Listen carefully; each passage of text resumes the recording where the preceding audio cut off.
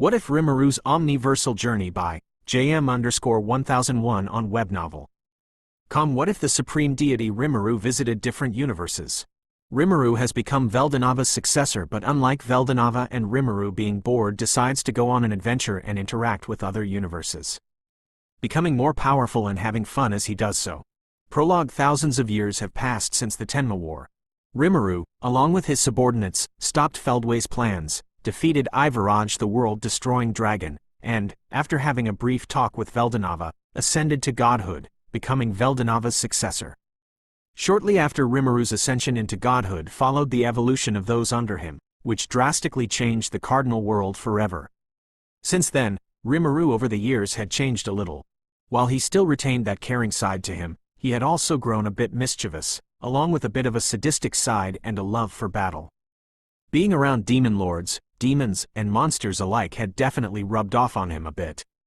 However, even so, Rimuru never stopped striving to turn Tempest into a beacon of prosperity, peace, and advancement. Tempest single-handedly launched the cardinal world into an era of advanced technology.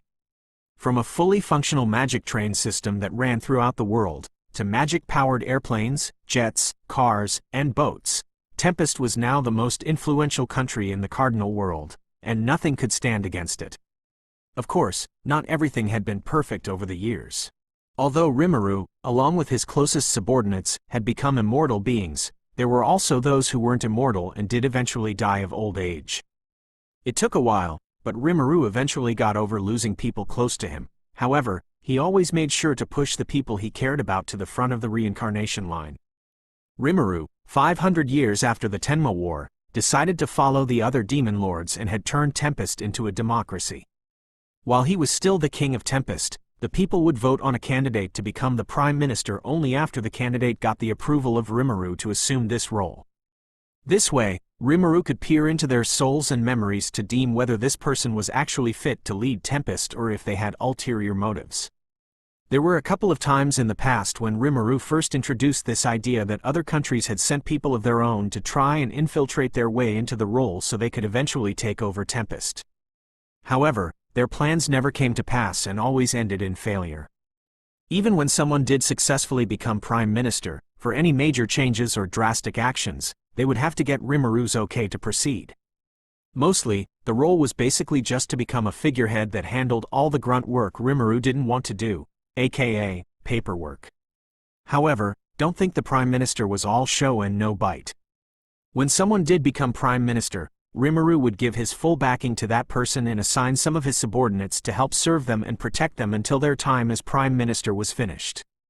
A couple of years after Rimuru had appointed the first prime minister of Tempest, Rimuru officially took Seal and Chloe as his queens and had a private ceremony, with only those closest to Rimuru and the girls permitted to attend. A little while after, Rimuru noticed Xian and Shuna having very distant looks about them, so it was decided that they would become consorts to Rimuru, which they were very happy about. The reason Rimuru hadn't taken them as queens is because while he loved them dearly, he still had to command them as subordinates at times. Now in the present day, in the futuristic city of Tempest, at the top of a grand castle, we can see Rimuru sitting with Seal in a specially made garden for Rimuru located next to his throne room. The entire top floor of the castle was dedicated entirely to Rimuru, and only those closest to Rimuru are permitted to enter. Nowadays, Rimuru doesn't leave his castle very much unless it is for a Walpurgis or the occasional checkup with Ramirez and Veldora or his fellow demon lords. These days, Rimuru is revered as a god among gods, and the only way for the citizens of Tempest to see Rimuru is through statues or drawings of him in scriptures. There are even holy shrines set up in Rimuru's name. Needless to say, Rimuru doesn't get out much now and is starting to get a bit bored. Rimuru, hey Seal, let's go on an adventure. I'm so bored here. Let's adventure like the old days and go see some of the other universes.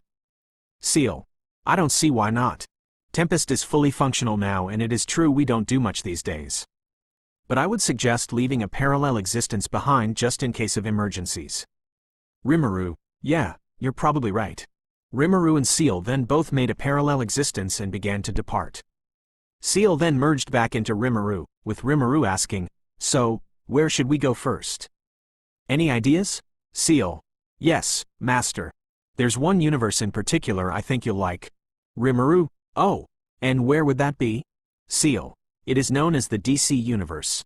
I have long sensed something of interest from there. Rimuru grew an almost wicked, sadistic smirk upon hearing Ciel's statement. His voice spoke with a spine-tingling enthusiasm. Ooh, hearing you say that. Now I'm really looking forward to this. With that, Ciel opened a portal, and in walked Rimuru. Chapter 1.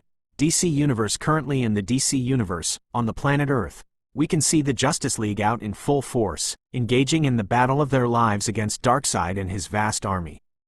Currently, Darkseid is trying to take over the world and obtain the anti-life equation, allowing him to rule over all of the DC Universe.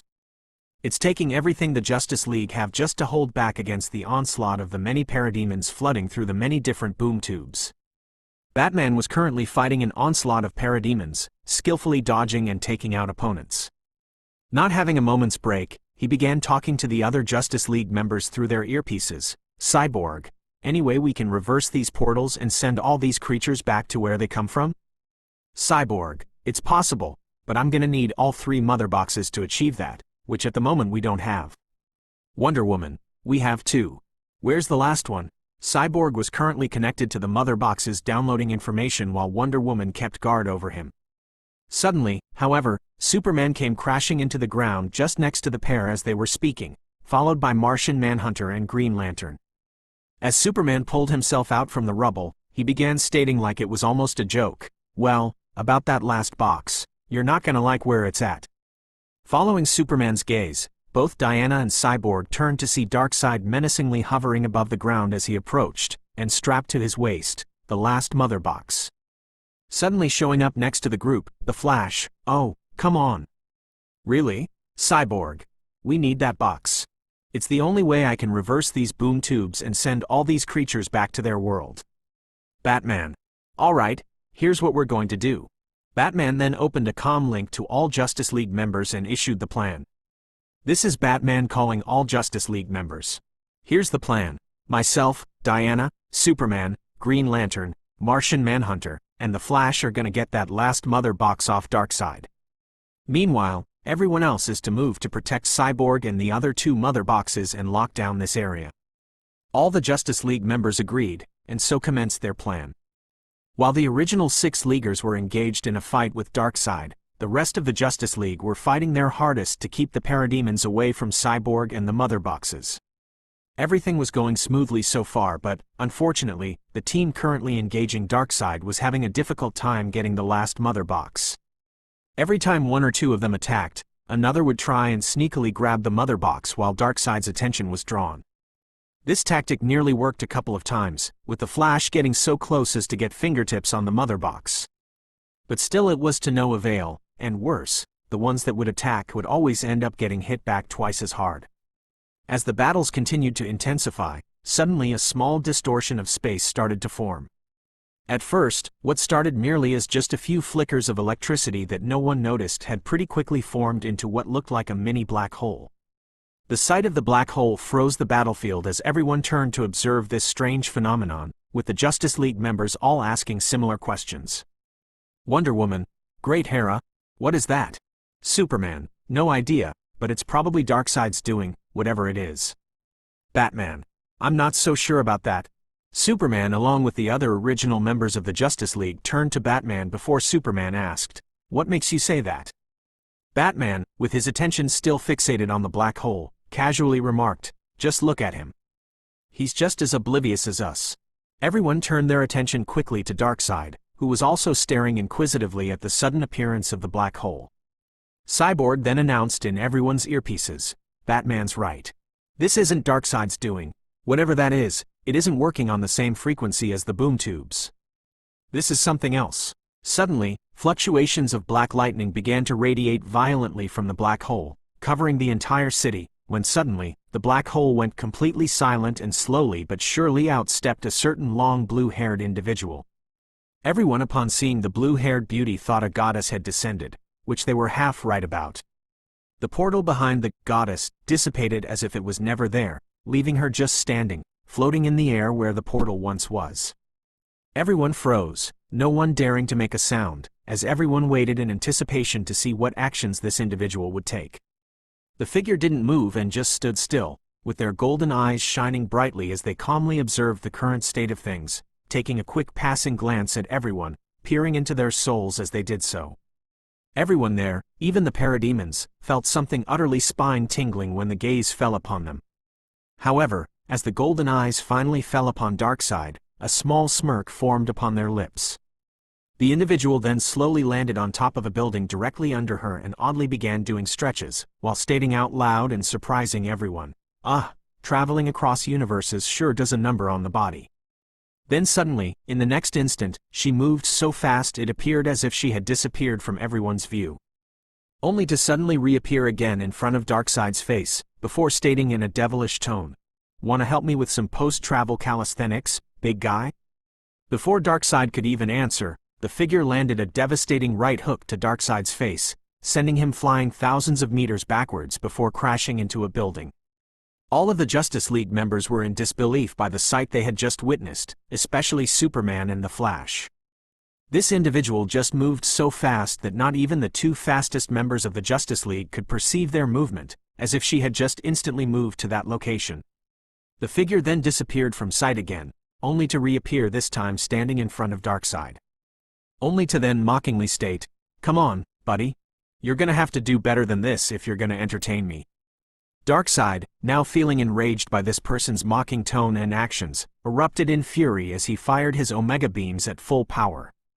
However, to his surprise, the individual just stood there, letting his attack hit them. Seeing this, Darkseid started yelling intensely as he tried going beyond his own limits of power, but the figure just stood there uninterested, not even moving an inch. When Darkseid finally retracted his lasers, the figure just stood completely unfazed and unhurt even in the slightest. They just let out a sigh before stating, "Is that all you can do? I must say, I'm very disappointed. But luckily for you, I'm willing to show you what true power looks like." They then grabbed Darkseid by his ankle, only to casually fling him around before throwing him through multiple buildings.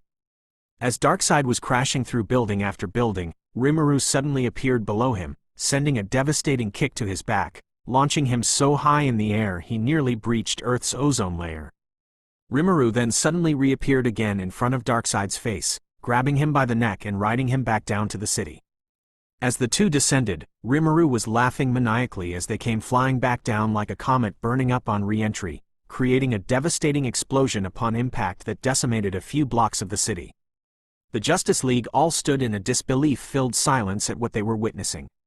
They were frightened by this individual's power, to say the least. Not only was this person toying with Darkseid, one of their biggest nemeses, but also seemed to be enjoying it, treating it like entertainment. The Justice League then slowly began approaching the crater that had formed.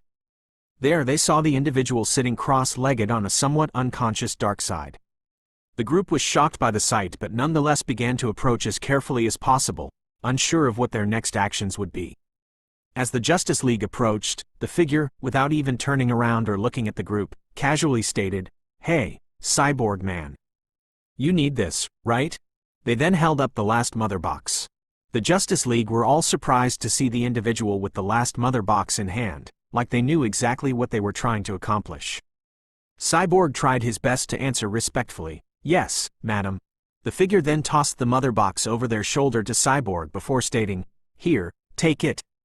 And I'm gonna forget what you just called me." Cyborg was a bit confused by the last part of the comment, but nonetheless he caught the mother box and thanked her, before immediately beginning the reversing of the boom tubes. While Cyborg was busy, Wonder Woman decided to step forward and ask the question everyone had on their minds. Wonder Woman, excuse me, Lady Goddess, but who are you? I am well aware of what the gods of Olympus look like, and I'm sure I've never seen you before." The figure then turned around to face the Justice League members before answering in a slightly annoyed tone, "OWW, and that's strike 2 and 3. But I suppose first introductions are in order." Rimuru then stood up on Darkseid's chest while stating, "My name is Rimuru Tempest, and before you call me goddess again, I'm actually a man." The sudden revelation made all the Justice League members surprised, thinking to themselves, "He's a man." It was then when Cyborg finally succeeded in reversing the boom tubes, and with that, the parademons began being sucked back into their world. Darkseid was about to regain consciousness when Rimuru grabbed him by the throat, commenting, "Nighty-night, big guy." He then knocked Darkseid out with a final punch to the temple and threw him through a boom tube.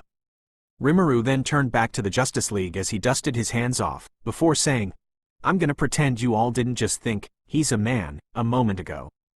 Now, to your second question, daughter of Zeus. I come from a place where true gods reside." Rimuru's words made Wonder Woman slightly annoyed as she asked, "What are you trying to say? That the Olympians aren't true gods?" Rimuru, yes and no. It's quite complicated, but the Olympians here are gods, but aren't true gods. Wonder Woman, listen here, buddy. I don't know who you think you are, but I know for a fact that the gods are real gods. Rimuru began to laugh at Wonder Woman's comment, which only irritated her even more, and to add insult to injury, Rimuru began to speak like an adult mocking a child. Ah ha ha ha. And I suppose you know what makes a true god, then? Wonder Woman was about to speak when suddenly Dr. Fate appeared. Everyone was surprised by his appearance, but Superman was the first to ask, "Fate, what are you doing here?" However, paying Superman no mind, Fate knelt in front of Rimuru while stating, "Greetings, Great One. It is an honor for someone so lowly as myself just to be in your presence." Upon hearing Fate speak, Rimuru grew a hint of playful curiosity as he asked, "Ooh, you know who I am?" Dr. Fate, "Yes, my lord. I was made aware of your majesty, the successor to the creator, by my master Nabu, the Lord of Order, who has a close connection with destiny of the endless. So they sent me to welcome you."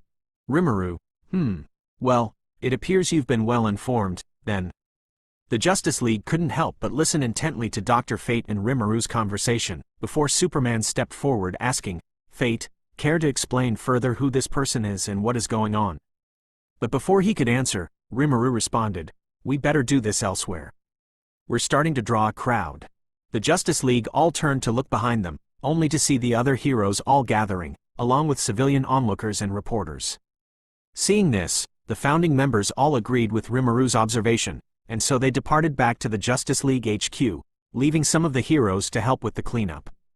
Chapter 2. Truth discovered. Back at the Justice League Watchtower, in a private meeting room, we can see the 7 founding members of the League all gathered. Superman, Wonder Woman, Batman, Cyborg, The Flash, Green Lantern, and Martian Manhunter are currently sitting around a conference table. Alongside them is Dr. Fate and the newly introduced Rimuru Tempest. There they were having a discussion following the conversation that Fate and Rimuru had started. Superman, following where we left off, who exactly are you, Mr. Tempest? Rimuru then looked at Fate before asking, "You seem to know your fair share, so why don't you continue? I'm curious to see how much you know." Dr. Fate, "Very well, my lord. A very long time ago, before creation or time ever even existed, a being was born in the void. This being was the first thing ever to be born, with powers so incomprehensible to anyone other than itself. This being created the very concepts of all things we know as normal today. Pleased by his creation, this being went on to create the multiverse and created a system in which other multiverses would be created along with different timelines of each of these multiverses. This being would later be referred to as the Creator Dragon, the being which created all of existence and everything that governs it." The Justice League were stunned by Fate's revealing information. However, Wonder Woman was the first to ask, "So this being created everything, right? But how come I've never heard of them? My mother talks to the gods directly, so how come she never mentioned them?" Rimuru turned to Dr. Fate before stating, "Don't worry, buddy. I've got this one." Rimuru then turned his attention back to Wonder Woman before stating, "Like I said before, Diana, the Olympians aren't true gods. While they most certainly hold the power of a god and can live for almost eternity, that still does not make them true gods by default." Wonder Woman, getting annoyed by Rimuru referring to the gods she has grown up worshipping as fake, asked Rimuru in an annoyed, mocking tone, "Ooh, and care to explain what makes them fake gods, Mr. Almighty?" To Wonder Woman's insult, Dr. Fate slammed his fist on the table while angrily stating, "Be very careful how you talk to the Great One, young miss." Wonder Woman, along with the rest of the Justice League members, were taken aback by Fate's sudden outburst. However, Rimuru quickly calmed the mood. "It's okay, Fate. I can understand she's just having a tough time accepting the truth. Back to your question, Diana. the reason your gods aren't true gods is quite simple really. They can die. Wonder Woman was surprised by Rimuru's statement and quickly asked in return, "What do you mean?" Rimuru, "Simple. They can die. If I went to Olympus and killed all the Olympians, which, believe me, it wouldn't take much effort, they wouldn't come back to life. Unlike true gods, even if somehow someone managed to kill this body, I would still come back eventually, although I'm a bit of an exception among the gods. But still, true gods can't truly die. They'll just be reborn in a couple of centuries' time, give or take." This revelation shocked the Justice League members to the core, none so more than Wonder Woman, after finally realizing the Mamaiskarans, her people, had been living a lie, serving false gods. However, while this sudden revelation had shocked everyone, Batman, being the always calm and composed professional, asked the question that had been nagging him. Question: "Fate keeps calling you the Great One. What does that mean?" Rimuru turned to Fate again, telling him, "You can carry on now." "Dr. Fate, as you wish. As I was saying before about the Creator Dragon, it is unknown what had happened to the Creator after he was done with creating the multiverse and all laws that govern it. It is believed he rested somewhere beyond creation, however, it is unknown for certain." Flash: "Okay, but what's any of this got to do with Rimuru here?"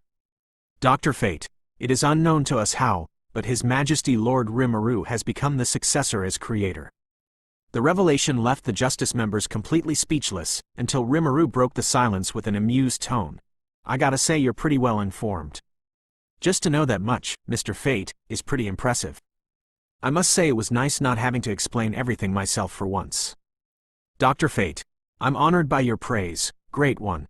Flash: "So what you're saying is, Rimuru here is the successor of the god that created all of existence?" Rimuru: "Yep, that's exactly right." There was a momentary silence again, the news still trying to sink in, until Flash asked the burning question they all had on their minds. "Well then, your lordship, Mr. Rimuru, sir, what exactly are you here for?" Dr. Fate, too, was curious. "Yes, I would also like to know what has brought you to our universe, my lord." Rimuru answered nonchalantly, "Oh, nothing really. I'm just traveling and passing through." There was silence again as everyone just pondered Rimuru's words, before Flash asked a little confusedly, What do you mean by traveling?"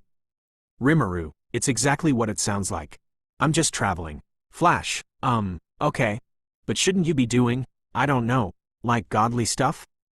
Rimuru: "Ah ha ha ha. What, gods can't travel?" Flash: "No, that's not what I meant. I just..." Rimuru: "Ah ha ha ha. It's alright. I get what you mean, Flashy boy. But hey, who said gods can't have a little fun once in a while?" Again, the Justice League were stunned by this god's nonchalance. Considering if everything that was just mentioned about Rimuru was true, he could wipe their universe out in an instant if he deemed it a bit of fun. Martian Manhunter: "Can we assume that you're not a threat to us or this world?" Rimuru: "Worry not, Martian, for as long as you do not pose a threat to creation, then I won't be your enemy. My job as a god is to ensure that other multiverses continue to be created, while also ensuring that none of these multiverses break into other multiverses and wreak havoc." The Justice League felt a sense of relief, knowing that Rimuru wouldn't turn on them suddenly, which helped everyone finally relax a little. With that out of the way, Rimuru went on to ask, "If you all wouldn't mind, could I impose on you a little and stay here for a little while? I won't cause you any trouble or impede on your work. I would just need a quiet place to stay." After getting a quick nod from everyone, Superman approached Rimuru as he stated with a slightly humorous tone, "I think we can come up with something. We'd be happy to have you." Superman made a gesture for a handshake, to which Rimuru reciprocated. And with that, Rimuru had found a place to stay for a little while and potentially some future acquaintances.